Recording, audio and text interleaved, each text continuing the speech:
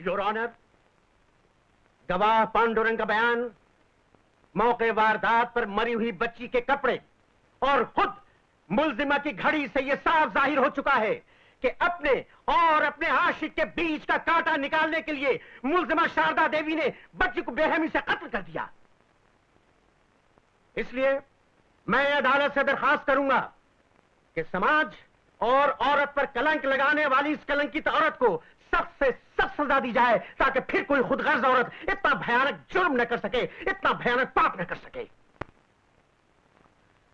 Your honour, public prosecutor साहब सिक्के के एक ही पहलू को ठोक बजाकर अदालत को किसी एक फैसले पर पहुंचने के लिए मजबूर कर रहे हैं, जबकि ये बात सभी जानते हैं कि सिक्के का एक दूसरा पहलू भी होता है जिसे नजरअंदाज करना कानूनन जुर्म है। योर ऑनर, सिक्के के इसी दूसरे पहलू यानी कि शारदा देवी पर लगाए गए इल्जामों पर उनके वकील की हैसियत से मैं एक नई रोशनी डालना चाहता हूं। इजाजत है। ना ना ना ना, ना मुन्ना, तुम कहां चले हैं? तुम तो मेरी सर्चलाइट हो। तो तुम्हारा नाम पांडु है? जी साहब। भाई पांडुरंग, क्या काम करते हो? मच्छी पकड़ता हूँ साहब। अच्छा अच्छा, दरिया पर? जी साहब। तो मंगलवार के दिन भी तुम मच्छी पकड़ रहे थे? जी साहब। अच्छा अच्छा, मछली क्यों नहीं पकड़ी, सिर्फ कपड़े क्यों पकड़े? ये सब किनारे पर ही पड़ा हुआ था साहब। सब क्या? यही घड़ी, कपड़े, जूते। अच्छा अच्छा, सब कुछ मिला, लेकिन लाश? लाश? लाश कहाँ मिलती साहब, इतना गहरा दरिया है, डूब के मर गई होगी बेचारी। हाँ, तुम्हारा मतलब है कि कातिल ने तुम्हें गवाह बनाने के लिए पहले तुम्हारे सामने अपनी घड़ी उतार कर रखी और फिर बच्ची के कपड़े, और फिर देखते ही देखते उसे पानी में धकेल कर मार डाला। Order order. योर ऑनर, ये बात सभी अच्छी तरह जानते हैं कि समुंदर इंसान की तरह लालची नहीं होता। वो अपने अंदर कोई चीज छिपा कर नहीं रख सकता। इसके बाद भी अगर बच्ची का कत्ल हुआ होता तो लहरों ने लाश को किनारे पर पटक दिया होता और अब तक लाश मिल गई होती पुलिस को मिलावट। क्यों भाई, ठीक कह रहा हूं ना? और वैसे भी तुम तो मछुआरे हो, समुंदर का स्वभाव अच्छी तरह जानते होगे। बताओ, लाश को कहां छिपा रखा है? सब लाश मैं नहीं जानता साहब। कितने पैसे मिले थे झूठी गवाही देने के? कितने पैसे मिले थे? सब 200 रुपए मिले थे। किसने दिए थे वो 200 रुपए? वो रूपा देवी ने दिया साहब, रूपा देवी ने।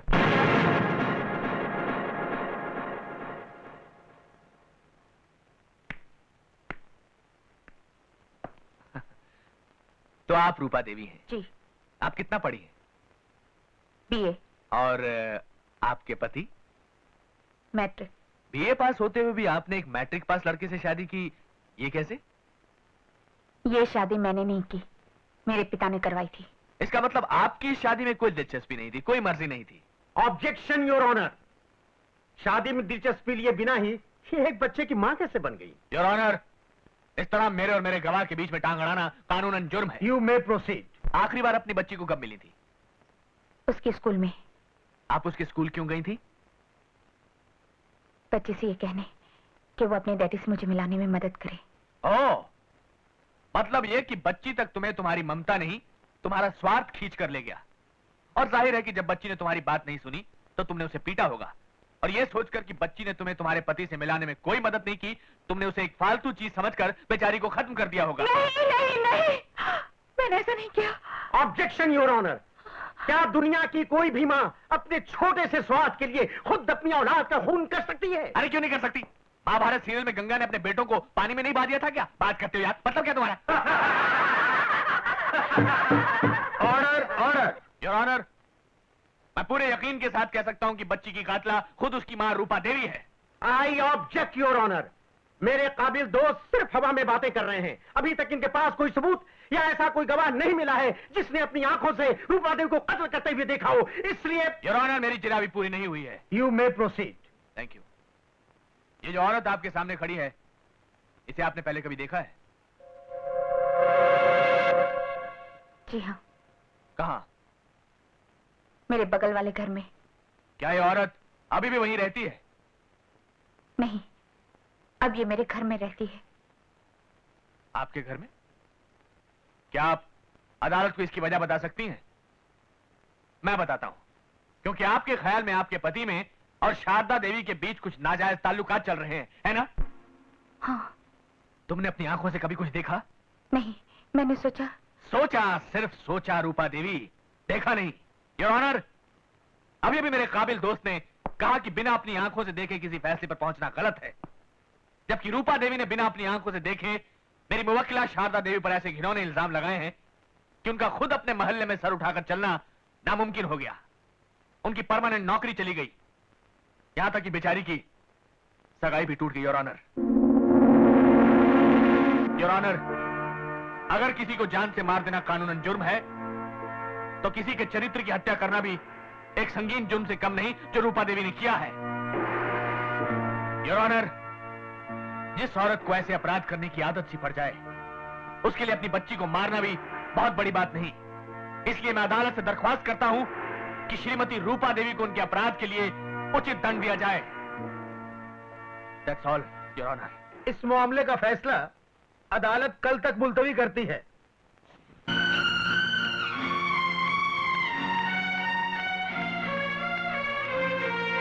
आओ आओ रूपा रानी, वो आए गुलशन के घर।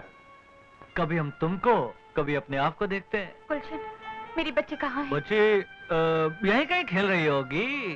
तुमने कहा था कि तुम्हारी तरकीब से मेरे पति उस औरत को बाहर करके मुझे घर ले जाएंगे, इसलिए मैंने तुम्हें अपनी बेटी का अपहरण करने दिया। लेकिन अदालत में पांसा पलट चुका है, उल्टा इल्जाम मुझे पर लगाया जा रहा है। इससे पहले कि इस झूठे खेल के कारण मुझे हथकड़ियां लगे, मुझे मेरी बच्ची वापस कर दो गुलशन, मेरी बच्ची वापस कर दो। घबराओ मत रूपा। अरे कहीं ऐसा भी हुआ है कि गवाही मुजरिम बन जाए? देखो, तुम मुझ पे भरोसा रखो। जिस औरत ने मुझसे मेरी नौकरी छीनी है, जिस दिन मैं उससे बदला ले लूंगा, तुम्हें तुम्हारी बच्ची वापस कर दूंगा। तुम बिल्कुल फिक्र मत करो, तुम जाओ। हैं? बिल्कुल चिंता मत करो। शाबाश, हैं? जाओ जाओ। अरे हैव फेथ इन मी, सब ठीक हो जाएगा। तुम्हारी बच्ची तुम्हें मिल जाएगी। अरे तुम्हारी बच्ची क्या, तुम्हारा हस्बैंड भी वापस आ जाएगा। शाबाश, गो। अपन को एक बात समझ नहीं आया गुल्लू। रूपा को बोला उसका बच्ची वापस हो जाएगा, उसका मतलब क्या? मेरा नाम क्या है? गुलशन। हाँ, तो मैं जो भी करता हूँ जरा हट के करता हूँ। अच्छा बच्चू, तो ये बात है। तो अब तेरे साथ भी जो कुछ होगा ना, जरा हट के होगा, क्योंकि हम किसी से कम नहीं, समझा ने? हाँ।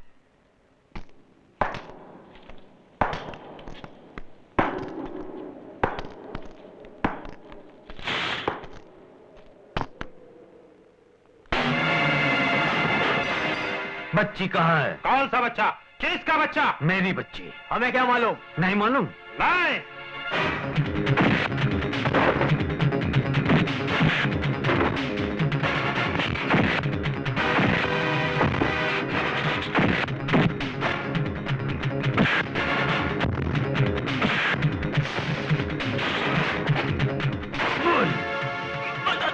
बता दो।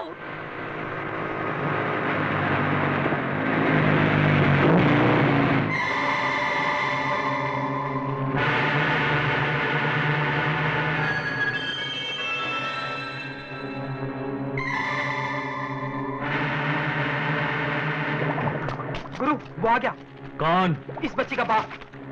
वो मुझ तक नहीं पहुंचना चाहिए। खत्म कर दो इसको। ठीक है, चलो।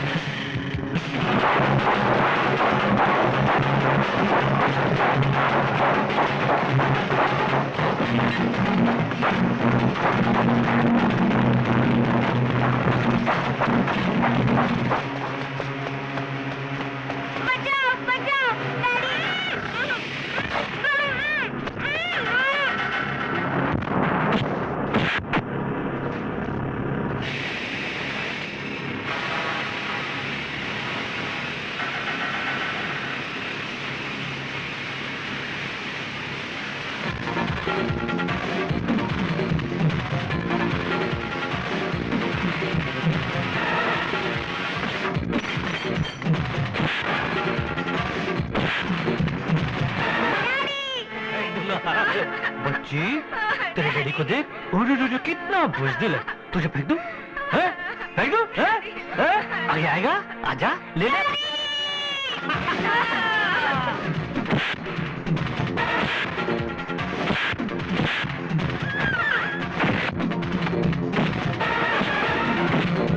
आजा।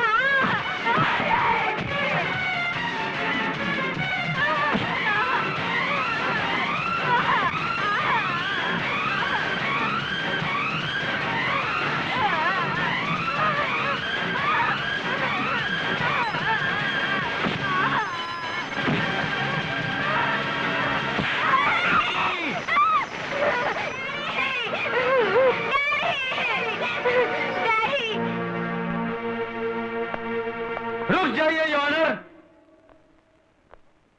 बच्ची मिल गई और जिंदा है।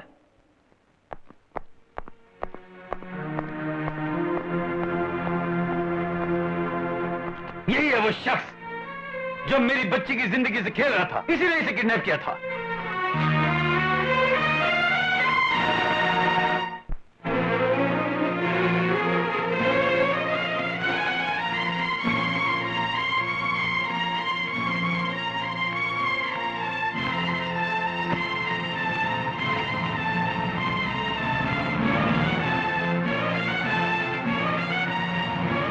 मौसी, ये सब लोग कहाँ जा रहे हैं? तुम्हें मालूम नहीं? सब लोग शादी में जा रहे हैं।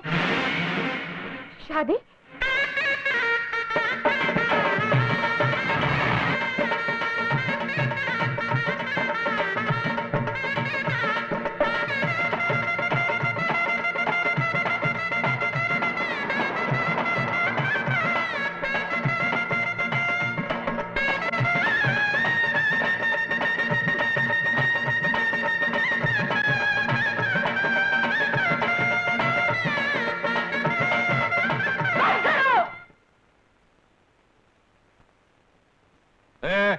मेरे कहने पर तुम यहाँ आए, मैंने तुमको पैसे दिए, इन मैडम के कहने पर बंद कर रहे हो, ये कानूनन जुर्म है। चलो शुरू करो। आओ बेना, आओ, ये लो फूल डालो।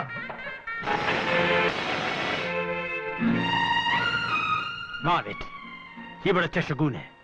ये फूल भगवान ने अपने हाथों से तुम पर बरसाए हैं। जाओ अपना काम करो। पिताजी, आपकी आंखों के सामने आपकी बेटी का संसार लूट रहा है, आप उसे रोकने के बजाय बढ़ावा दे रहे हैं। खड़े खड़े क्या देख रहे हो? काम वाम करो ना जाकर। हाँ, मैं तो जाता हूँ, मेरे को तो दूसरा भी बहुत काम है। जैसी करणी वैसी भरणी। जो जैसा बोएगा वैसी ही फसल काटेगा। पिताजी,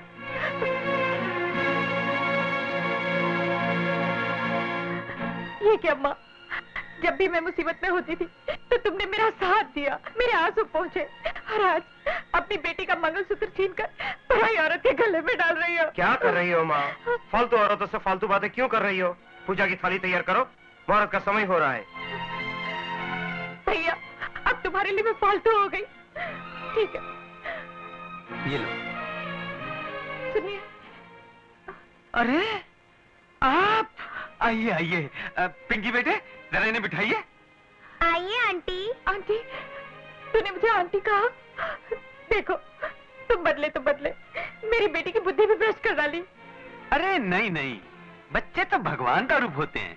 इनके साथ जो जैसा व्यवहार करता है, इनके दिमाग पर वैसी ही छाप पड़ जाती है, जो लाख चाहने पर भी मिटाई नहीं जा सकती। अब आ ही गई हो तो शांति से बैठो, अपना आशीर्वाद दो। शादी के बाद मुंह मीठा करके खुशी खुशी घर जाओ। नहीं, तुम्हें छोड़कर अब मैं कहीं नहीं जाऊंगी, तुम्हारे साथ ही रहूंगी। साथ रहोगी नहीं, साथ रहती थी, और अब वो भी एक भूली हुई कहानी हो चुकी है। इसके अलावा कोई और मदद चाहिए तो बोलो। यहाँ शहर के बड़े बड़े लोग मौजूद हैं, तुम चाहो तो तुम्हारे गुजारे का इंतजाम करवा सकता हूँ।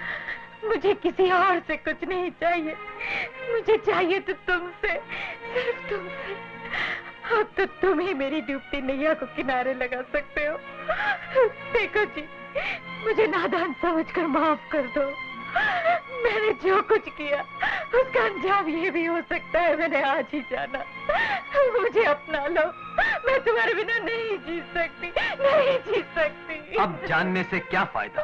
ना बूढ़ा तोता राम राम सीख सकता है, ना अंधा आदमी सूर्य नमस्कार कर सकता है। फिर भी अगर सिर्फ मैं ही वो आदमी होता जिसे तुम्हारी वजह से मुसीबतें झेलनी पड़ी, तो मैं तुम्हें माफ कर देता। अपने लिए ना सही, अपनी बेटी के लिए तुम्हें दोबारा अपना लेता। लेकिन जिसने तुम्हारी वजह से अपना वर्तमान, अपना भविष्य सब कुछ खो दिया, यहाँ तक के मुल्जिम बनकर कटघरे में खड़ा होना पड़ा, वो तुम्हें कैसे माफ कर सकती है?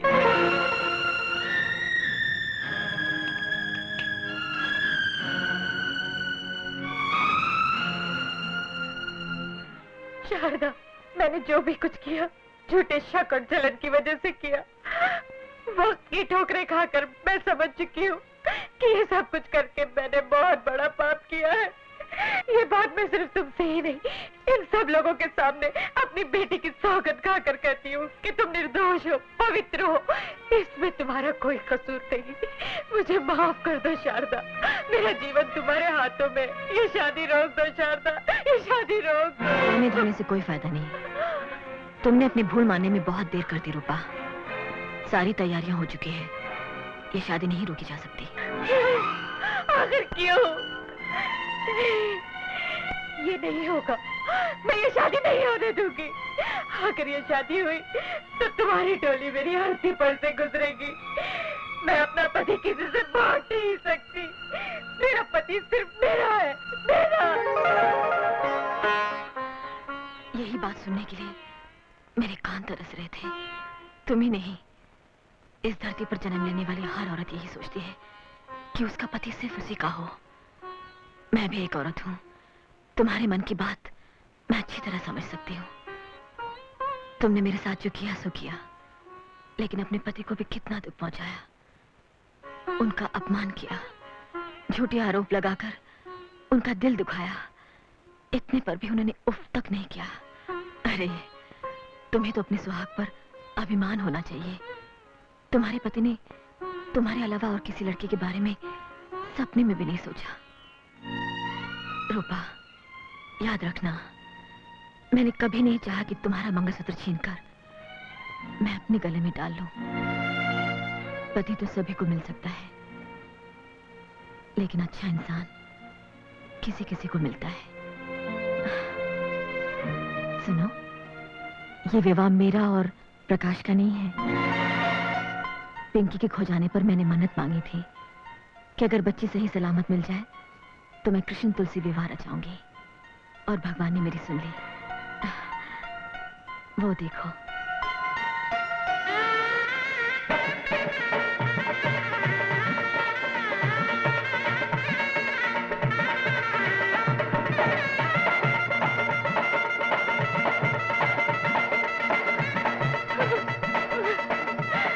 मुझे माफ कर दो, मुझे माफ कर दो।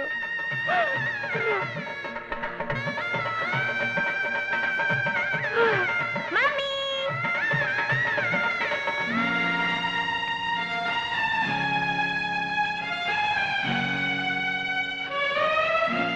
रूपा, एक बात याद रखना, इस धरती पर औरत का रूप लेकर जन्म लेना बड़े सौभाग्य की बात है, पुण्य की बात है।